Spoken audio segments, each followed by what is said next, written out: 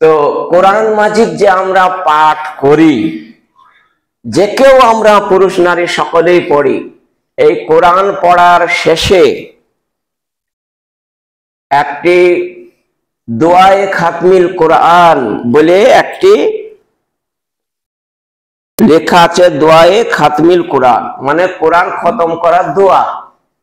প্রত্যেকটা কোরআন মাজিদে প্রায় লেখা আছে, দেখি যাবে এই কোরআনগুলা যেটা আগে থেকে রয়েছে।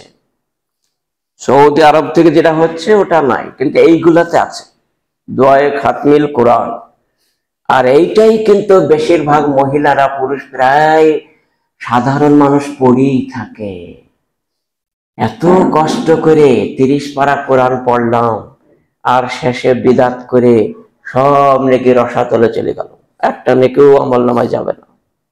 সেজন্য অনুরোধ রইল, কোরআন মাজিদ যখন শেষ হয়ে যাবে ওই সূরা, ওই শেষে যেটা দোয়ায়ে খাতমিল কোরআন আছে ওটা আদৌ পড়বেন না, ওতে হাত দেবেন না। এটা বিদাতিরা লিখেছে, এর কোনো হাওয়ালা নাই, কোনো রেফারেন্স নাই, কোনো হাদিসের কোনো টিকা দেওয়া নাই, হাদিসের নম্বর নাই, হাদিসের পৃষ্ঠা নম্বর কিছুই পাওয়া যায় না। বেকার ওরা লিখেছে, নিজের মন গড়া নিজের বানাওয়াট দিয়ে ওরা লিখে দিয়েছে। একটা দোয়া লিখেছে আড়াই সার, অর্থাৎ 2.5 লাইনের আছে। একটি ডান দিকে আল্লাহুম্মা আহানিস ওয়াহশাতি ফি কবরি আল্লাহুম্মা আরহামনি বিল কোরআনিল আযীম, এই বলে 2.5 লাইনের একটা আছে ডান দিকে দেখবেন দোয়ায়ে খাতমিল কোরআন বলে। আর বাম দিকের পৃষ্ঠায় দেখবেন পুরো পৃষ্ঠাটায় লেখা আছে একটা বিদাতি কথা, সাদাকাল্লাহুল আলিয়্যুল আযীম ওয়া সাদাকা রাসূলুহুন নবিয়্যুল কারীম ওয়া নাহনু আলা যালিকা মিনাশ শাহিদিন। এইটা থেকে শুরু হচ্ছে, এটা থেকে পুরো একটা পৃষ্ঠায় লেখা আছে, কষ্ট করে পড়েন আর প্রচুর গুনাহগার হয়ে যাবে, পাপের বোঝা হয়ে গেল।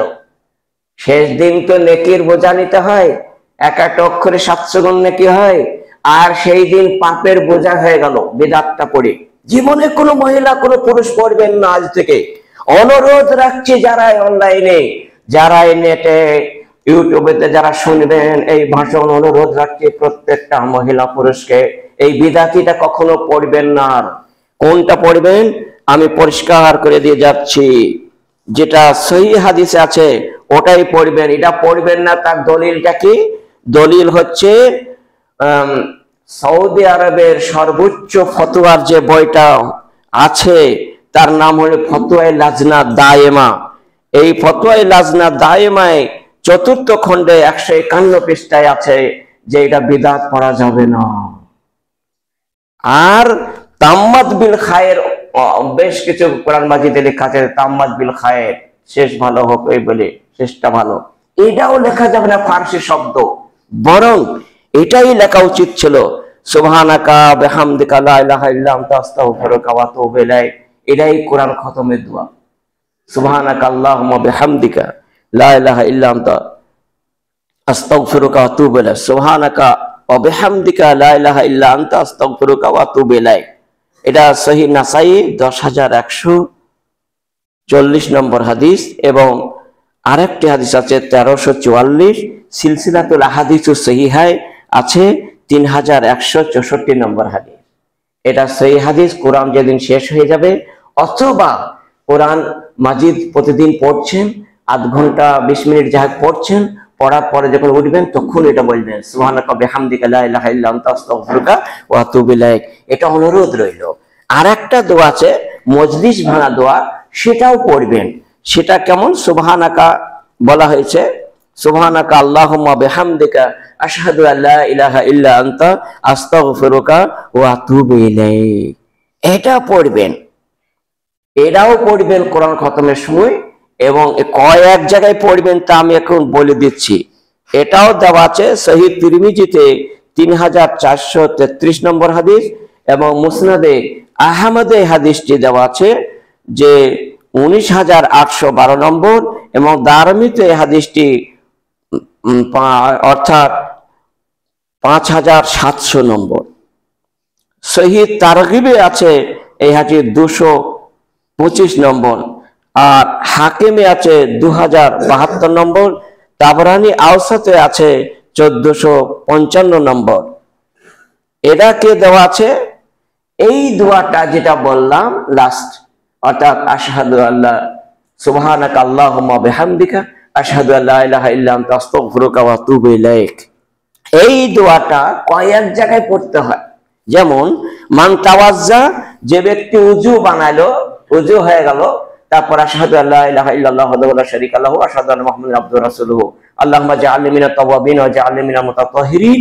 এই বলার পর আবার বলল সুবহানাকা আল্লাহুম্মা বিহামদিকা আশহাদু আল্লা ইলাহা ইল্লা আনতা আস্তাগফিরুকা ওয়া আতুবু ইলাইক। কুতিবা ফি রাক্কিন, একটা খোদাই করা পাত্রে লেখা হয় এটা। সুম্মা তুবিআ বিতাবিন, তারপর এটাকে গ্লিট করে দেওয়া হয়, মুখটি মেরে দেওয়া হয়। ধরে নেন একটা বস্তা আছে, বস্তার ভিতরে লিখি বস্তার ভিতরে দেওয়া হলো এবং বস্তাটা আচ্ছা হবে দড়ি দিয়ে হিটে দেওয়া হলো। আর ফালাম ইউকসার ইলা ইয়াউমিল কিয়ামাতে, কিয়ামত আসা পর্যন্ত এই বস্তাটা আর খোলা হবে না। এই বস্তাটা আর খোলা হয় না। কবর থেকে উঠেই যখন কিয়ামতের দিনে চলে যাবে তখন ডান হাতে এটা দিয়ে দেওয়া হবে। দেখুন এই বান্দা ওযুর সময় বলেছিল এই দোয়াটা, এই বিনিময়ে সে জান্নাত চলে যাবে। বলো আলহামদুলিল্লাহ। কেউ ছাড়বেন না এই দোয়াটা, মুখস্থ আজ থেকেই করে নিন 24 ঘন্টার মধ্যে। শুধু তাই নয়, মহানবী বললেন এই দোয়াটা কয়েক জায়গায় বলা হয়। যেখানে প্রচুর লোক আছে, শেষ হয়ে গেলে এবার তোমরা কাজ শেষ চলে যাবা, তখন বলতে হয়। বিয়ে শাদীতেও বলতে হয়, বাজার থেকে যখন আসবেন তখনও বলতে হয়, মসজিদ ভেঙে যখন এখন আমরা বাড়ি যাব তখনও আল্লাহুম্মা ইন্নী আসআলুকা মিন ফাজলিকা বলার পর ওটা বলতে হয়। তারপর যখন কোরআন মাজিদ পড়া শেষ হয়ে যায় তখনও বলতে হয়। আর যখন উযু করা হয় তখনও বলতে হয়। আর যখন সভা ভেঙে যায়, জালসা ভেঙে যায় তখনও বলতে হয়। আর যখন কোরআন পড়া হয় তখনও বলতে হয়। তাহলে এই বিভিন্ন জায়গায় এই দোয়াটা কাজে লাগে। আর সব জায়গাতে আপনার সাক্ষী স্বরূপ কিয়ামতের দিনে আপনার কাছে নেকি ভান্ডার সঞ্চয় হবে। সেজন্য অনুরোধ রইল এই দোয়াটাকে আদৌ ছাড়বেন না। কত জায়গায় হচ্ছে দেখুন। আর এর বিনিময়ে আমরা প্রচুর নেকি আমলনামায় সংগ্রহ হয়ে যাবে ইনশাআল্লাহ। সেজন্য অনুরোধ রাখছি, বিদাতি কাজগুলোকে বর্জন করুন এবং আল্লাহ এবং আল্লাহর রাসূলের সুন্নত তরিকাকে আঁকড়িয়ে ধরে সারা জীবন চলুন। আমরাও চলবো ইনশাআল্লাহ। আল্লাহর কাছে দোয়া করি, হে প্রতিপালক, আমরা যারা আজকে কোরআন মাজিদের মূল্যায়ন করতে জানি না, মূল্যায়ন করার শুভ তৌফিক দান করো। হে আল্লাহ, কোরআনের মর্যাদাকে অক্ষুণ্ণ রাখো। কোরআন মাজিদ যেন আমরা পড়তে পারি সারা বছর। অনেক মহিলা আছে, অনেক পুরুষ আছে যারা এই মাসে আসলে, পবিত্র মাহে রমজান আসলে তারা একবার দুবার তিনবার করে খতম করে, কোরআন শেষ করে। আবার কেউ দেখা যায় তার মায়ের নামে করছে, তার ফুফার নামে করছে, তার বাপের নামে করছে, তার দাদুর নামে করছে, দাদির নামে করছে খতম। এই খতম গুলাও বিদআত। খবরদার কাউরের নামে করবেন না। কোরআন আপনি নিজে পড়ছেন, নিজের হবে, অন্য জনের কাউরে হবে না। কোরআন মাজিদ অন্য জনের যায় না। আপনি সিয়াম পালন করছেন, অন্য জনের হবে না। আপনি নামাজ পড়ছেন, অন্য জনের হবে না। এগুলা নিজের নিছক নিজের জন্য, এই বিদআত কাজে যাবেন না। বরং আপনি যখন শেষ হয়ে গেল ওই দোয়াটা পড়ার পরে আপনার মা বাবার জন্য, নিজের আত্মীয় স্বজন যাতে আছে নিয়ত করুন, তাদের জন্য দোয়া করে দেন। তারা প্রচুর দোয়া পেয়ে যাবে, তারা আরাম পেয়ে যাবে, কবরের শাস্তি মাফ হয়ে যাবে। কোরআন যেদিন শেষ হয়ে যাবে সেই দিন আপনি সকলকে মনে মনে নিয়ত করুন কার কার জন্য দোয়া করবো। যারা মৃত্যু হয়ে গেছে তাদের নামে দোয়া করুন হাত তুলে, আপনার দোয়া কবুল হয়ে যাবে। এতটা নেকি হবে তা বলা যাবে না। কো আল্লাহুম্মা গফির লাহু ওয়ারহামহু ইন্নাকা আনতাল গফুরুর রহিম।